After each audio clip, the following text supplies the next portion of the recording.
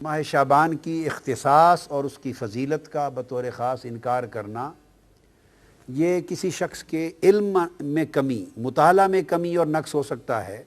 یہ حق نہیں پہنچتا کہ مطالعہ کی کمی، علم کی کمی کی وجہ سے کوئی چیز، کسی بدیہی حقیقت کا کوئی شخص انکار کر دے۔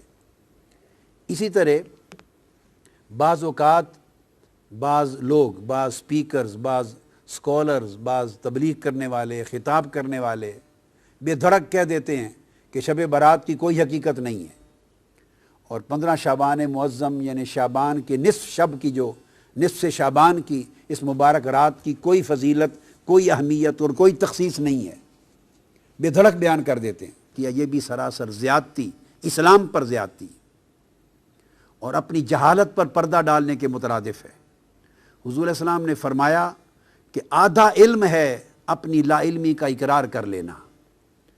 اگر کسی کے علم میں ایک چیز نہیں ہے اور وہ کہے کہ میرے مطالعہ میں نہیں گزری، تو یہ بڑی تقویٰ کی بات ہے، اچھی بات ہے۔ اہل علم کا شیوا ہے کہ یوں کہے کہ میرے علم میں نہیں آئی، میرے مطالعہ میں نہیں آئی۔ یہ حق نہیں پہنچتا کہ کہے اس کی کوئی حقیقت نہیں۔ حضور علیہ السلام نے فرمایا، اور یہ سنن نسائی میں ہے، جس میں آقا علیہ السلام نے فرمایا اس مہینے میں اعمال اٹھائے جاتے ہیں اللہ کے حضور ماہ شعبان میں، اور میں مسلسل روزے اس لیے رکھتا ہوں کہ میں محبت کرتا ہوں کہ میرے اعمال ماہ شعبان میں اللہ کے حضور پیش ہوں، تو میں صائم ہوں یعنی روزہ دار ہوں۔ اسی ضمن میں اگلی حدیث پیش کر رہا ہوں، جسے مسند ابو یعلا میں امام ابو یعلا نے روایت کیا ہے، اور ایسی سند کے ساتھ کہ جو سند متعون نہیں ہے، جس پر تان نہیں ہے جس سند پر، اور وہ بھی ام المومنین حضرت عائشہ صدیقہ رضی اللہ تعالی عنہ روایت کرتی۔ آقا علیہ السلام نے فرمایا ان النبی صلی اللہ علیہ وآلہ وسلم کان یصوم شعبان کلہ، آقا علیہ السلام پورا ماہ شعبان روزے رکھتے۔ قالت قلت یا رسول اللہ صلی اللہ علیہ وسلم احب الشہور الیک ان تصومہ شعبان، سارے مہینوں سے زیادہ روزے رکھنے کے اعتبار سے رمضان کے بعد آپ کو ماہ شعبان اتنا کیوں پسند ہے، اتنا محبوب کیوں ہے؟ یہاں آقا علیہ السلام نے دوسرا جواب دیا، یعنی ماہ شعبان کی دوسری فضیلت بیان فرمائی۔ فرمایا ان اللہ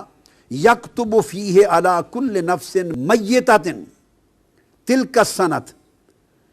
فاحب ان یاتینی اجلی وانا صائم۔ فرمایا کہ اے عائشہ، اس مہینے ہر وہ شخص میتہ، ہر وہ شخص جو مرنے والا ہے، جس پر موت آنی ہے، ہر مرنے والے شخص کی اس سال میں اللہ تبارک و تعالی وہ شخص لکھ دیا جاتا ہے۔ یعنی جس شخص کی 15 شعبان معظم کے بعد، اس مہینے کے بعد اگلے سال کے ماہ شعبان تک جس شخص کے لیے موت مقدر کر دی گئی ہے، لکھ دی گئی ہے، اور ملک الموت نے اس کی روح کو اگلے سال میں آ کے قبض کرنا ہے، آقا علیہ السلام نے فرمایا تو اس سال میں یہ لکھ دیا جاتا ہے کہ یہ لوگ ہیں جن کی روح اس سال میں قبض کی جائے گی۔ آقا نے فرمایا فأحب ان یأتینی اجلی وانا صائم، تو میں چاہتا ہوں کہ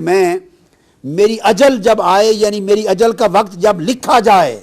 تو میں اس وقت روزے کی حالت میں ہوں، میں پسند کرتا ہوں اس بات کو۔ تو آقا علیہ السلام نے اس کی ایک اور فضیلت بیان کی، اور امام ترمذی نے حضرت انس بن مالک رضی اللہ تعالیٰ عنہ سے اپنے اسناد کے ساتھ روایت کی۔ آقا نے فرمایا کہ افضل صوم بعد رمضان شعبان لتعظیم رمضان،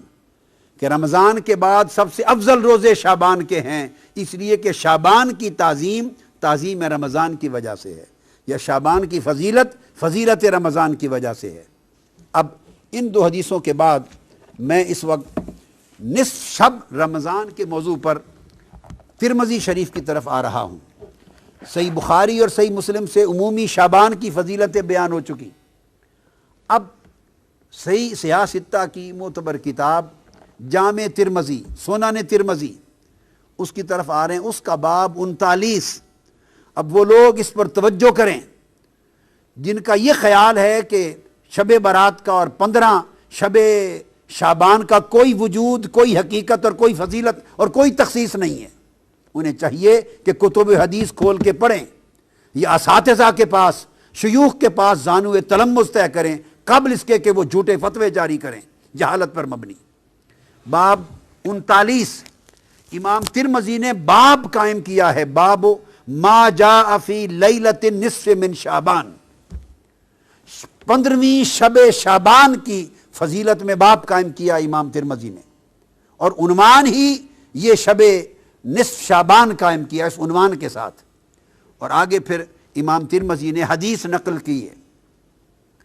جس حدیث کی راوی پھر ام المومنین حضرت عائشہ صدیقہ رضی اللہ تعالی عنہا ہیں، اور ان سے روایت کیا ہے حضرت عروہ نے عن عروۃ عن عائشہ رضی اللہ تعالی عنہا قالت فقدت رسول اللہ صلی اللہ علیہ وآلہ وسلم لیلۃ فخرجت فاذا هو بالبقیع۔ اب یہاں دو باتیں ثابت ہوں گی۔ ام المومنین عائشہ صدیقہ رضی اللہ تعالیٰ عنہ فرماتی ہیں اس 15 شعبان کی رات تھی، جسے ہم شب برات کہتے ہیں، یہ 15 نصف شعبان کی رات تھی۔ میں نے اچانک رات کو دیکھا کہ آقا علیہ الصلوۃ والسلام اپنے بستر مبارک پہ آرام فرما نہیں تھے۔ جب میں نے دیکھا کہ بستر پہ آرام فرما نہیں ہیں تو میں فوراً گھر سے نکل پڑی آپ کی تلاش میں۔ جب تلاش میں نکلی تو فیضا ہوا بالبقیع، میں نے آقا علیہ السلام کو جنت البقیع یعنی بقیع کے قبرستان میں پایا۔ یہاں سے دو باتیں ثابت ہوئیں، ایک امام ترمذی کا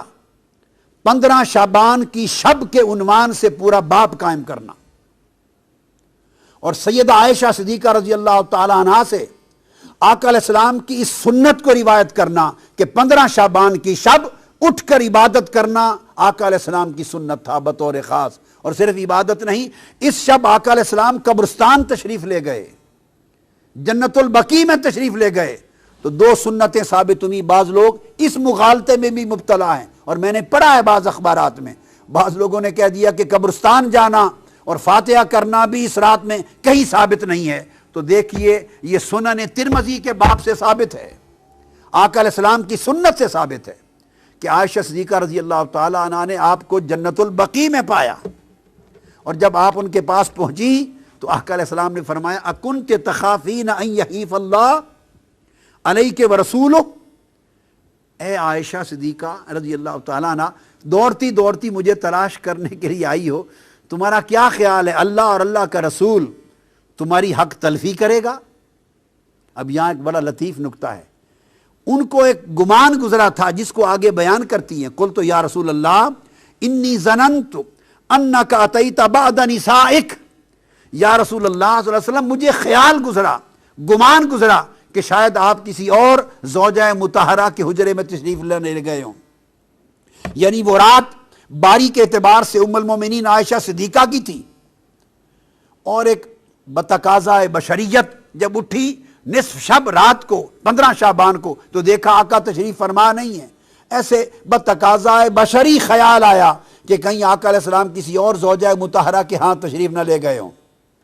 اب آقا علیہ السلام ان کے ذہن میں اس مخفی خیال کو جان گئے، یہ اس نبی کی بصیرت ہے، یہ اس نبی کا علم ہے، نبی کا کشف ہے، نبی کی نگاہ ہے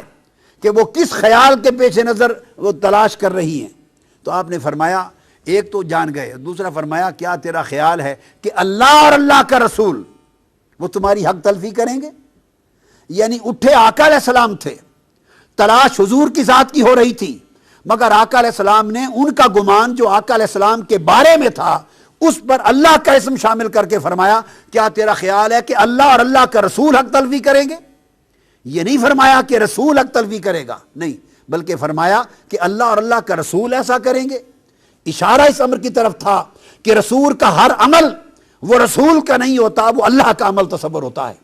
اور رسول کی نسبت سوء ظن اللہ کی نسبت سوء ظن ہوتا ہے، رسول کا ادب اللہ کا ادب ہوتا ہے، اور رسول سے حسن ظن اور حسن ادب اللہ کے ساتھ حسن ظن اور حسن ادب ہوتا ہے۔ یہ مقام رسالت کا بھی اشارہ فرما دیا۔ انہوں نے جب عرض کیا یا رسول اللہ مجھے یہ گمان گزرا کہ شاید آپ کسی زوجہ مطہرہ کے ہاں تشریف نہ لے گئے ہوں، تو اس پر آقا علیہ السلام نے فرمایا نہیں، بات یہ ہے عائشہ، فقال ان اللہ عز وجل ینزل لیلۃ النصف من شعبان، کہ جب شعبان کی 15ویں کی رات آتی ہے تو اللہ تبارک و تعالی الی السماء الدنیا، آسمان دنیا کی طرف ایک خاص شان کے ساتھ نازل ہو جاتا ہے۔ اب آپ دیکھیے یوں تو آسمان دنیا کی طرف ہر رات کے پچھلے پیر نازل ہوتا ہے، تو جب نصف شعبان کی رات کی تخصیص فرمائی تو اس کا مطلب ہے اس رات کسی اور شان کے ساتھ، بڑی عظیم مغفرت کے اعلان کے ساتھ، عظیم رحمتوں کے اعلان کے ساتھ، عظیم عطا اور سخا کے اعلان کے ساتھ اتر آتا ہے فَيَغْفِرُ لِأَكْثَرَ مِنْ عَدَدِ شَعْرِ غَنَمِ كَلْبٍ۔ تو ایک قبیلے کا ذکر کیا جن کے پاس بہت بکریاں ہوتی تھی، فرمایا وہ قبیلہ جس کے پاس دنیا میں سب سے زیادہ بکریاں ہیں، ان بکریوں کے اوپر جتنے بال ہیں ان بالوں سے بھی بڑھ کر اس رات اللہ میری امت کی بخشش فرما دیتا ہے۔ اس لیے اس کو شب برات کہتے ہیں کہ اس رات دوزخ سے آزادی ہوتی ہے، برات ہوتی ہے، بخشش کا اللہ کی طرف سے اعلان ہوتا ہے۔ اور اس کے بعد امام ترمذی روایت کرتے ہیں وفی الباب عن ابی بکر الصدیق، اسی باب میں اسی موضوع پر یہ حدیث سیدنا ابو بکر صدیق رضی اللہ تعالیٰ عنہ نے بھی روایت کی ہے۔ تو 15 شعبان کی رات کی اہمیت حضور کی سنت سے ثابت ہوئی، سیدنا صدیق اکبر کی روایت سے ثابت ہوئی، اور ام المومنین حضرت عائشہ صدیقہ رضی اللہ تعالیٰ عنہ کی روایت سے، جسے امام ترمذی نے مستقل باب قائم کر کے بیان کیا۔ سنن ابن ماجہ اس کا باب سن لیجئے، باب ما جاء فی لیلۃ النصف من شعبان، 15ویں شعبان کی رات کے بارے میں بیان،